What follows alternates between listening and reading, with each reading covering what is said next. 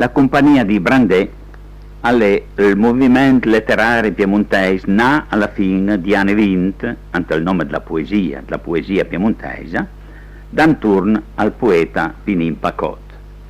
In effetti, è Pinin Pacot che ante il 1927, insieme a Oreste Gallina e all'Alfredo Formica, ha fondato il giornale I Brandè, a rivista piemontese, prima serie.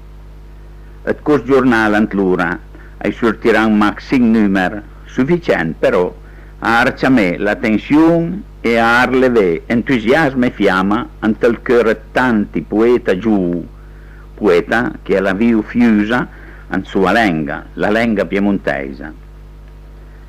Con Pinin Pacot e la compagnia di Brandè, la letteratura piemontese ha sorto finalmente dal complesso secolare della subalternanza e a esprime poesia, vantando suo diritto e cittadinanza poetica contro ogni limitazione e discriminazione linguistica.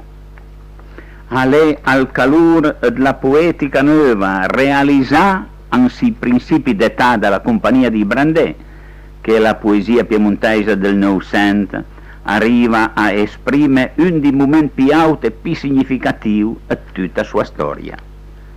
La compagnia di Brandè è soprattutto una compagnia d'amis che ha espresso sua poesia al calore ideale di Brandè, parola che in italiano significa gli alari del focolare, simbolo della fiamma che è destisanente.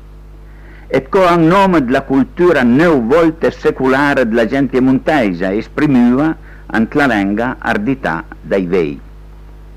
Sono tanti i poeti che ha onorato la poesia piemontese ante l'ideale della compagnia di Brandè. Noi, a Bellesì, fummo sente la voce viva e terdes di loro, ognuno offre una sua poesia.